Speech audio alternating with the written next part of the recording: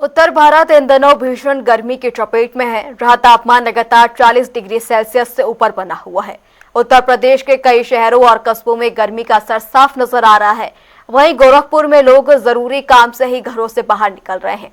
सिर ढककर चलने के साथ ठंडे पेय का सहारा भी लिया जा रहा है ताकि इस तपती गर्मी से बचाव किया जा सके।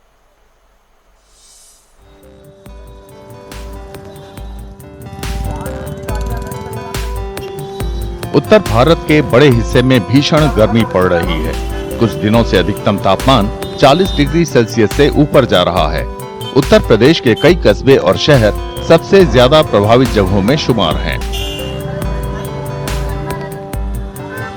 गोरखपुर में लोग बाहर निकलते समय सिर ढकने जैसी खास सावधानियां बरत रहे हैं और ठंडे पेय का सहारा ले रहे हैं। आज का टेम्परेचर तो बहुत ज्यादा हो गया है। उसके लिए हम लोग को ज़्यादा से ज़्यादा पानी पीना चाहिए, जिससे डिहाइड्रेशन नहीं होगी हमें। और भी हम लोग कर सकते हैं, जैसे घर में ज़्यादा टाइम रहना चाहिए ताकि जिससे हम लोग का ज़्यादा हम लोग बाहर ना जाएं और जिससे तबीयत ना खराब हो। गर्मी का असर लोगों की आजीविका पर भी पड़ रहा है। घर से बाहर कम लोग निकल रहे हैं। इससे सड़क किनारे विक्रेताओं की बिक्री में भारी गिरावट आई है। इस समय देखिए गर्मी तो बहुत कड़ा पड़ रहा है, इसमें प्रचंड गर्मी है। लेकिन कहने का मतलब है कि मार्केट एकदम बैठा हुआ है।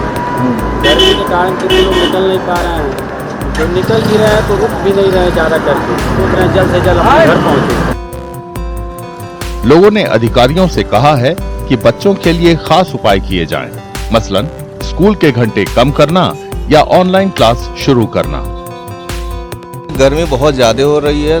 सबसे पहले जो है बच्चों को देखना चाहिए। बच्चों के हिसाब से जो पानी का सरकार को व्यवस्था करना चाहिए और जितना हो सके स्कूल में आने वाले बच्चों को सुबह से की पाली में रखे 12 बजे 11 बजे तक उनको छोड़ दिया जाए। थोड़ा सा पहले किया जाए ये पढ़ाई का कार्यक्रम, और ऑनलाइन की व्यवस्था अगर कर दिया जाए तो सबसे बेहतर होगा। प्रयागराज में नगर निगम ने पूरे शहर में वाटर कूलर लगाने और वाहन चालकों के लिए छाया का बंदोबस्त किया है। इसके अलावा यात्रियों, दिहाड़ी मजदूरों और बेघरों को राहत देने के लिए अलग अलग जगहों पर शेड लगाए गए हैं। जो ये प्रचंड गर्मी का फेज जो चल रहा है, उसके लिए समय समय पर एडवाइजरी जारी की गई है। आम जनमानस से अपील की गई है कि वो बहुत ज़्यादा धूप के समय घर से बाहर यदि आवश्यक कार्य ना है तो ना निकलें, घरों में रहें, सेफ जगहों पे रहें। और इसके लिए प्रशासन ने अपने आश्रय स्थलों का भी इंतज़ाम किया गया है। नगर निगम क्षेत्र में 9 आश्रय स्थल हैं, जिसमें यात्री, लेबर या जो सड़क किनारे मतलब रहने वाले लोग हैं वो आश्रय ले सकते हैं और सकुशलता पूर्वक रह सकते हैं दिन की गर्मी में। और रात में भी लेबर्स आदि वहाँ पर रह के आराम कर सकते हैं ताकि गर्मी से उनका बचाव हो सके। अधिकारियों ने बताया कि बच्चों को गर्मी से बचाने के लिए स्कूलों ने समय में बदलाव किया है। लू पीड़ितों को तत्काल राहत देने के लिए स्वास्थ्य सेवाओं को मजबूत किया गया है। स्कूलों के द्वारा जो स्कूल टाइमिंग्स हैं उनमें व्यवस्था की गई है कि बहुत ही प्रचंड गर्मी में ज़्यादातर बच्चों को स्कूलों में ना रहना पड़े। अधिकांश स्कूल 12:30 बजे तक छुट्टी हो जा रही है उसमें। और इसके साथ साथ जो हमारे CHCs हैं, जो अस्पताल हैं, उसमें दवाइयों की पर्याप्त मात्रा सुनिश्चित करने के निर्देश दिए गए हैं और उनमें निश्चित भी किया जा रहा है। साथ ही कूल रूम बनाए गए हैं ताकि वहाँ पे हीट वेव के पेशेंट को इमीडिएट जो है हम फर्स्ट एड दे सकें और उसको रेस्क्यू कर सकें प्रॉपरली।